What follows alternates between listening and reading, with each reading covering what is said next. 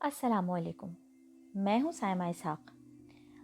आज आलमी अदब से एक बरतानवी अफ़साना लेकर हाज़िर हुई हूँ, जिसे तहरीर किया है H.G. वेल्स ने और उसके तर्जुमा निगार हैं अहमद सग़ीर सिद्दीकी। अफ़साने का उन्वान है गंजे रायगा। मेरे मामू का शुमार लखपति लोगों में होता था। टेड ने मुझसे कहा। टेड की एक आंख पत्थर की थी। उनके पास कम से कम 1.5-2 लाख रुपए ज़रूर थे। मरते वक्त वो अपनी सारी रकम मेरे नाम कर गए थे। मेरी नज़रें उसके फटे हुए कोट से गुजरती हुई उसकी कमीज़ के मेले कॉलर पर जाकर ठहर गईं।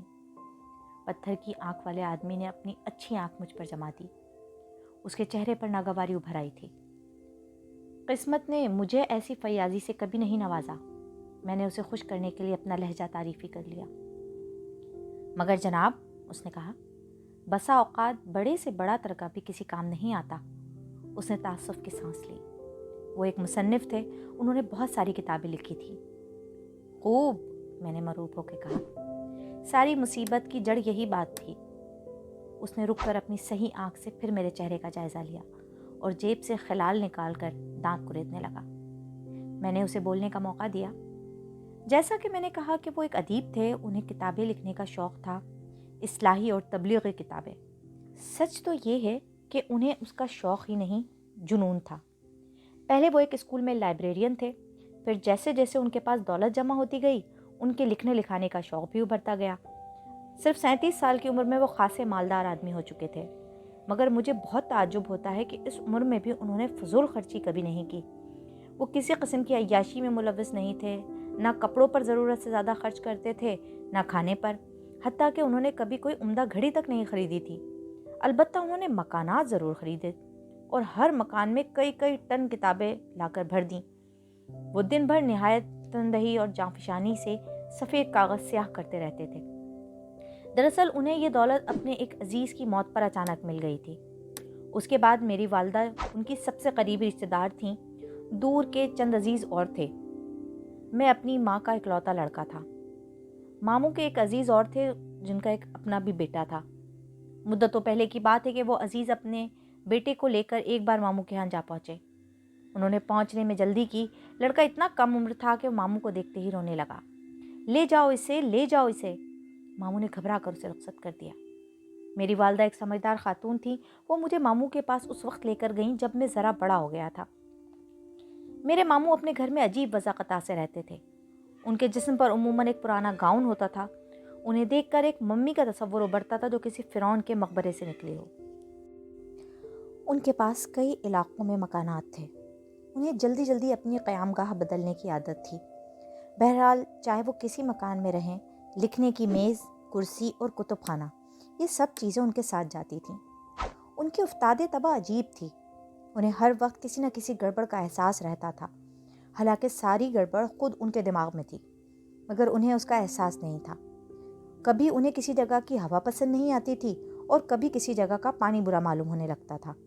वो अक्सर कहते थे, लिखने पढ़ने का काम अच्छे और पुरसुकून माहौल का मोहताज होता है, खुसूसन ऐसी सूरत में कि लिखने वाला मुझ जैसा नाजुक मिजाज शख्स हो। उनका नाम क्या था? मैंने टेड से पूछा। आप उनके नाम से कुछ नहीं समझ सकेंगे। उनकी लिखी हुई चीज़ें ऐसी हरगिज़ नहीं थीं कि कोई उन्हें पढ़ना पसंद करे। उन्हें हक़ व सदाक़त, तारीख़ और तबलीग का खप्त था। वो इन मौज़ूआत पर लिखने से कभी नहीं थकते थे। किताब पे किताब लिखते और अपनी जेब से छपवाते थे। उन्हें नक्कादों से बहुत गिला था।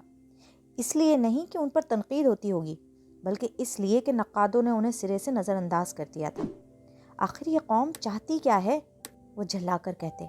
इतना भी नहीं जानती कि उसे किसी नाबग़े की रहनुमाई की ज़रूरत है। ये भेड़ों का एक ऐसा गल्ला है जिसे किसी अच्छे गडरिये की ज़रूरत है। फिर वो मुझसे मुखातिब होते। टेड, वो बादल देखो, मंगोलों के जत्थे उसके पीछे चले आ रहे हैं। उनका ख्याल था कि वो मंगोलों के मुताल्लिक़ इतना जानते हैं कि इस मामले में शायद ही कोई शख्स उनका हम पल्ला हो। मेरी वालदा मुझे हफ्ते में एक आध बार ज़रूर उन पागल मामू के पास ले जाती थी। मुझे खासी देर तक बेहद संजीदगी और तवज्जो से उनकी बेमानी गुफ्तगू सुननी पड़ती थी। वो मुझसे कार्लाइल, सोशलिज़म, मंगोलों और नामालूम किस किस की बातें करते थे। मैं एक ज़हीन और मुदब्बिर लड़के की मानिंद उन्हें इस तरह तकता था जैसे उनकी गुफ्तगू का एक एक लफ्ज़ इल्हामी हो। پھر میں بڑا ہوا تو والدہ کے بغیر خود ان کے پاس جانے لگا۔ میں روئے زمیں کا واحد زیروح تھا جو اپنی مرضی سے ان کے پاس جاتا تھا۔ وہ اپنی تمام کتابیں تقریباً ہر مشہور آدمی کو بھیجنے کے عادی تھے اور انہیں خطوط میں برابر یہ دعوت دیتے تھے کہ مجھ سے آ کر ملیے اور اہم قومی معاملات پر مجھ سے تبادلہ خیال کیجیے۔ ظاہر ہے کہ ان خطوط میں سے کم از کم آدھے خطوط کے جواب نہیں آتے تھے، اور اگر کوئی شریف آدمی جواب دیتا بھی تھا تو وہ آتا کبھی نہیں تھا۔ میں جب بھی وہاں جاتا مجھے ان کی کتابوں کے پاس ہی خطوط کا ایک انبار نظر آتا۔ یہ خطوط ڈاک میں جانے کے لیے تیار رہتے تھے۔ ان میں صدر امریکہ کے نام کا خط بھی ہوتا تھا اور جرمن کے پرنس بسمارک کے نام کا بھی۔ ان کے گھر میں ہر جگہ کتابیں، اخبارات، ٹیلی گرام اور خطوط کے ڈھیر ملتے تھے۔ انہی کتابوں میں سے مجھے اپنے ماموں کو ڈھونڈنا پڑتا تھا۔ وہ مجھے دیکھ کر ہمیشہ کہتے، ٹیڈ بیٹے تم چند منٹ توقف کرو، میں ایک ضروری چیز لکھ رہا ہوں، ابھی فارغ ہوا۔ وہ مجھ سے کچھ بے تکلف بھی تھے، دوسروں کے سامنے وہ بہت کم کھلتے تھے۔ میرے ساتھ ان کی مہربانیاں اسی حد تک نہیں تھیں کہ وہ مجھے اپنی ہر تازہ کتاب کا تحفہ دینا کبھی نہیں بھولتے تھے۔ بسا اوقات ان کی کتابیں 600 صفحات کی ہوتی تھیں اور ان کے نام بھی عجیب و غریب ہوتے تھے، مثلاً تعصب کا دیو یا چیختی انسانیت وغیرہ۔ بیٹے لو میری تازہ کتاب دیکھو، یہ میں نے اس بحری قوم کے لیے تصنیف کی ہے۔ بڑی بد نصیب قوم ہے، کچھ سنتی ہی نہیں، حالانکہ میں اسے جھنجھوڑنے کے لیے اب تک 53 سے زیادہ کتابیں تخلیق کر چکا ہوں۔ ٹیڈ میری یہ کتاب ایک مارکۃ العارہ تصنیف ہے، یہ میری محنت شاقہ کا شاہکار ہے۔ پھر ایک وقت ایسا آیا کہ ان کی زندگی میں پہلی اور آخری بار ایک اہم تبدیلی رونما ہوئی۔ وہ شدید علیل تھے۔ حسب معمول عیادت کے لیے پہنچا تو انہوں نے صحیح الدماغ انسانوں کی طرح سنجیدگی سے کہا، ٹیڈ بیٹے ممکن ہے میں نے زندگی بھر نہایت لفظ باتیں لکھی ہوں، مگر میری لکھی ہوئی چیزیں وہی سمجھ سکتا ہے جو دل کا حال پڑھنا جانتا ہوں۔ میرے قلم سے ہمیشہ وہ بات نکلی جو میرے دل کی آواز تھی، اس دعوے میں کوئی کھوٹ نہیں ہے۔ انہوں نے اپنے سرہانے سے ایک کتاب اٹھا کے مجھے دی، یہ میری آخری تحریر ہے، یہ میرے آخری الفاظ ہیں، میں یہ کتاب تمہیں سونپتا ہوں۔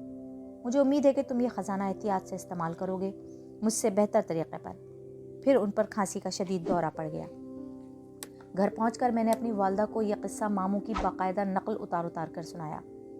دوسری بار جب میں ان کے یہاں پہنچا تو ان کا نوکر نشے میں بدمست ہو کے دروازے پر بیٹھا ہوا تھا۔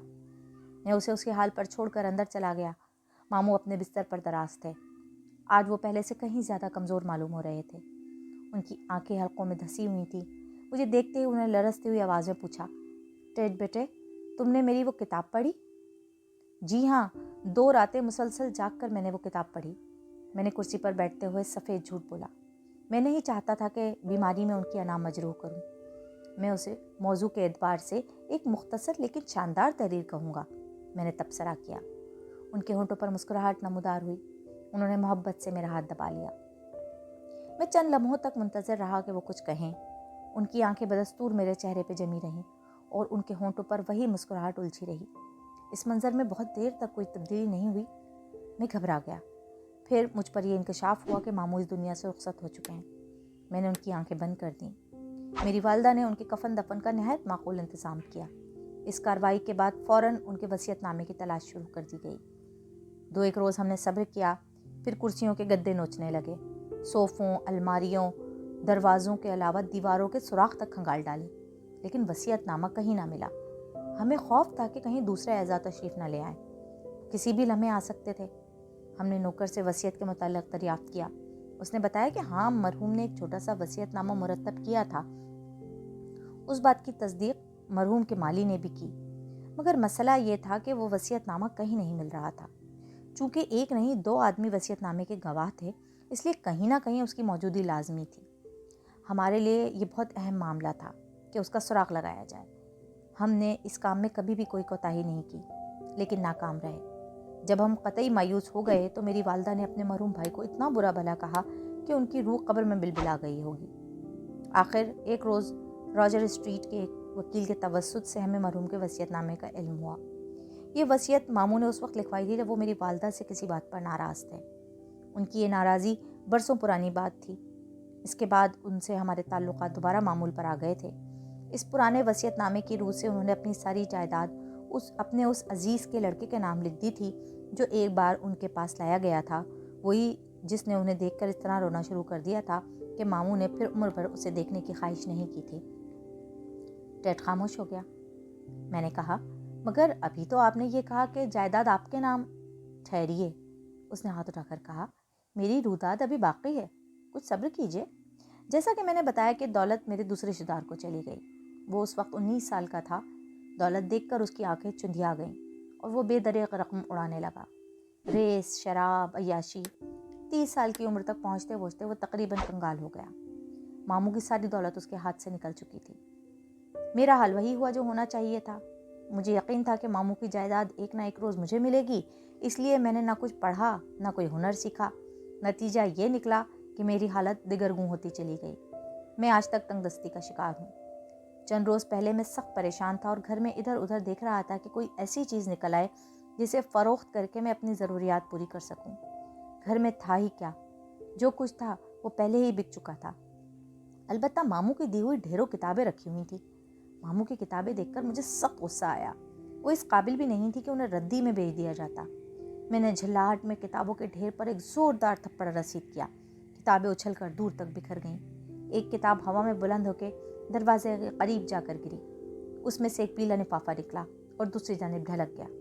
آپ سمجھ گئے ہوں گے، وہ ماموں کا آخری وصیت نامہ تھا اور ان کی آخری کتاب میں سے نکلا تھا جو انہوں نے مجھے پڑھنے کے لیے دی تھی۔ وہ کتاب پڑھنا تو درکنار، میں نے اسے کھولنے کی زحمت بھی نہیں کی تھی۔